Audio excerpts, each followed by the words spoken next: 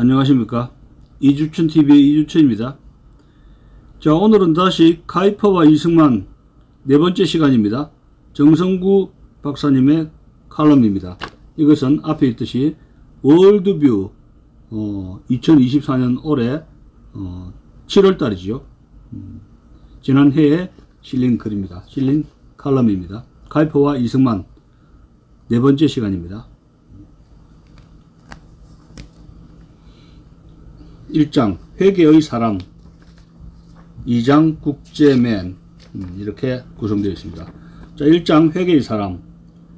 참된 그리스도인은 철저히 회개한 사람이다. 그런데 회개는 스스로 결정하는 것이 아닌 전적으로 성령의 사역이다. 왜냐하면 인생은 하나님 앞에 설 때 자신이 얼마나 부족하고 얼마나 크나큰 죄인인지를 깨닫고 비로소 하나님의 사람이 되기 때문이다. 이때 회개의 영을 받은 사람을 가리켜 중생의 체험을 가진 사람이라고들 말한다. 그래서 2000년 기독교 역사에서의 큰일들은 하나같이 철저한 회개와 중생의 체험을 가진 사람들의 몫이었다. 어거스틴, 암브로스, 버나드, 위클리, 틴달, 얀 후스, 루터, 칼뱅, 웨슬리 등등 모두가 그리스도의 십자가 앞에 꼬꾸라져 회개의 체험을 한 분들이라는 것을 잘 알 수 있다. 카이퍼 역시 자신의 회개 체험을 그의 책에서 자세히 다루고 있다. 카이퍼는 어린 시절부터 영성이 풍부하고 감성이 예민한 아이였다. 카이퍼가 10살 때 쓴 글이 있는데 그가 남긴 글 중에 가장 오래된 자료라고 한다. 조 카이퍼는 하늘에 계신 하나님, 왕의 왕이신 하나님께 겸손한 마음으로 아뢰입니다.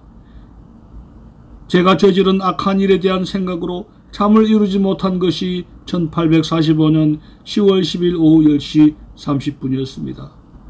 제가 회개를 하고 악한 것에서 벗어나 착한 일을 위해 노력하겠다고 굳게 결심한 때가 오후 11시 15분이었습니다. 어린아이로서 참으로 영성에 민감했다는 것을 볼 수 있다. 이 메모에서 보듯 카이퍼는 어린 시절부터 신앙에 대해 진지했다. 또 그가 어린 시절에 회개했지만 그의 두 번째 회심은 1863년 3월경으로 카이퍼가 베이스트 교회 담임 목사가 된 초기였다. 회심 후 그는 1873년에 회심에 관해 글을 썼는데 확신컨대 라는 글에 자신의 회심 내용이 잘 나타나 있다. 그는 이 책에서 자신의 회심뿐 아니라 개혁주의 신앙 노선에 대해 조목조목 잘 정리해 놓았다. 카이퍼는 영국 교회의 영성도 깨달았을 뿐 아니라 무디 목사가 영국 런던에 천막 집회를 할 때도 참모들을 데리고 도보 해협을 건넜다.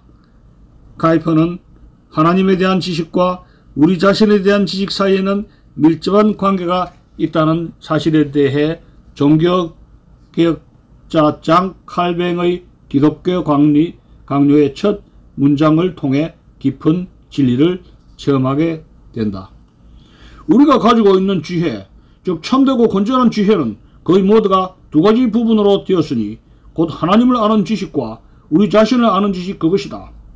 그러나 이 두 가지 지식은 각가지 끈으로 연결되어 있어서 그중 어느 것이 먼저 오며 또 어느 것이 그 뒤의 결과로 따라오는지를 분간하기 쉽지 않다. 라고 말했다. 카이퍼는 칼뱅의 신지식에 대한 명백한 정의에 붙잡혔다. 회개를 통해 그의 독선적이고 이기적인 마음이 깨지기 시작했다. 카이퍼는 칼뱅의 메시지, 곧 하나님만이 참 지식의 근본이라는 것을 깨닫는다. 카이퍼는 그의 약혼자에게 다음과 같은 편지를 썼다. 나는 죄인입니다. 나는 지나치게 독선적이며 고집이 셌으며 지나치게 이기적이었기에 너무나도 부족했던 하나님의 어린 자녀였습니다. 나는 내 공부방에서 올라가서 무릎을 꿇고 오랫동안 기도하면서 회개의 시간을 가졌습니다. 라고 약혼자 조에게 고백했다. 그리고 카이퍼의 명작 성령의 사역에는 회개에 대한 몇 가지 명언이 있다. 신앙은 즉시 회개에 이르게 한다. 신앙훈련의 결과는 회개이다. 때문에 하나님의 자녀가 인생의 행로에서 명백히 깨닫게 되면 은혜의 길이다. 회개는 다만 질병의 치료가 아니고 죄에서 돌이키는 것이다. 회개는 하나님을 미워하는 그 심령이 하나님을 사랑하는 것으로 바뀌는 것을 의미한다. 세례받은 자라고 해서 반드시 회개한 자들이 아니다. 때문에 모든 세례교인들, 즉 중생한 자에게도 회개를 촉구해야 한다고 말했다. 카이퍼는 회개의 사람이자 대정치가요, 대설교가이자 대신학자이다. 카이퍼 박사가 교회와 세상을 바꾼 것은 그가 먼저 하나님 앞에 회개의 사람이 되었기 때문이다. 대한민국을 건설한 이승만, 그도 회개의 사람이었다. 그는 배제학당에서 세학문물과 영어에 통달할 뿐 아니라 한성 과목에서 회개와 중생의 체험을 얻는다. 그가 이론적으로 알았던 서구 문명이나 성경 지식으로만 새롭게 된 것이 아니었다. 하루는 그 힘든 감옥 속에서 진심으로 자신을 비우고 회개 기도를 하다가 놀라운 신비적 체험을 하게 된다. 칙칙한 감옥 안에 갑자기 형용할 수 없는 찬란한 빛으로 가득 찼고 마음의 평화와 감격이 있었다. 불편한 착고와 몸을 움직일 수 없는 나무 틀에 매여 있었지만 이승만은 죄수로서의 억울한 억눌림과 부자유에서 벗어나 광명한 새 세계를 경험한 것이었다. 아무것도 가려진 것이 없고 그 몸의 자유로움을 느꼈다. 말하자면 회개와 중생의 체험을 하였다. 사실 이승만만큼 힘들고 어려운 독립투쟁을 한 사람도 없을 것이다. 물론 그를 돕는 사람도 있었지만 일제인 만행보다 더한 같은 독립운동자가끼리의 시기, 질투, 탄핵, 온갖 어려움을 겪고 40여 년의 긴 광야 생활을 지내야 했다. 결국 세상은 철저한 회개와 중생의 체험을 가진 사람들이 죄와 세상을 이기고 승리한다는 것이다. 그 점에 있어서 카이퍼와 이승만은 너무나 서로 닮았다. 2장 국제맨. 카이퍼와 이승만은 그 시대의 국제맨이었다. 지도자가 되려면 글로벌 마인드와 거기에 따른 외교력은 물론이고 출중한 의학 실력이 뒷받침되어야 한다. 거기에다가 미래를 내다보는 선견자적 지도자여야 한다. 카이퍼는 네덜란드 정치 지도자로서 그렇게 준비된 지도자였으며 이승만 또한 몰락한 이조와 나라를 빼앗긴 후 망명하여 40년간 고생하면서 지도자로서 준비되고 있었다.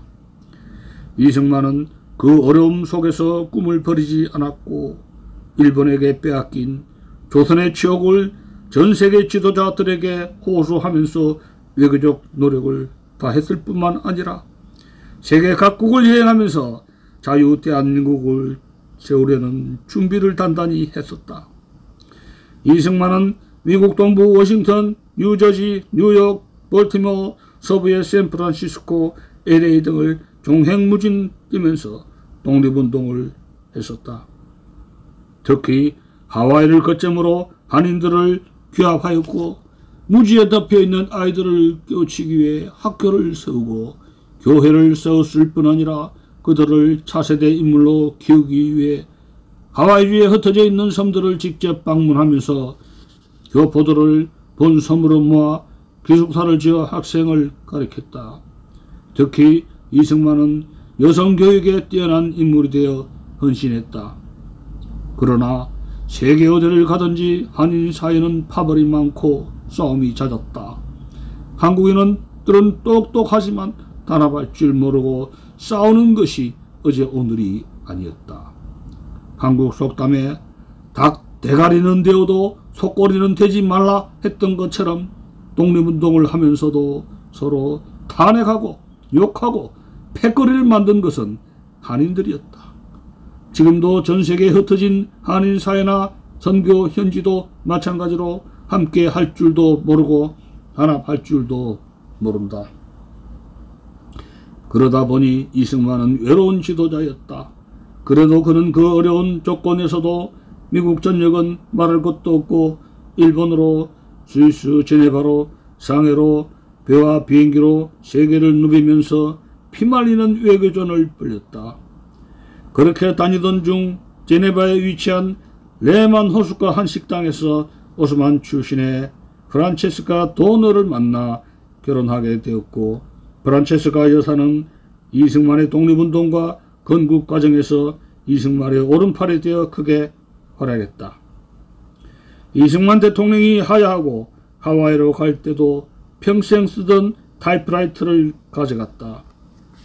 그 타이프라이터는 프란체스카 여사의 손이자 입이었던 것이다.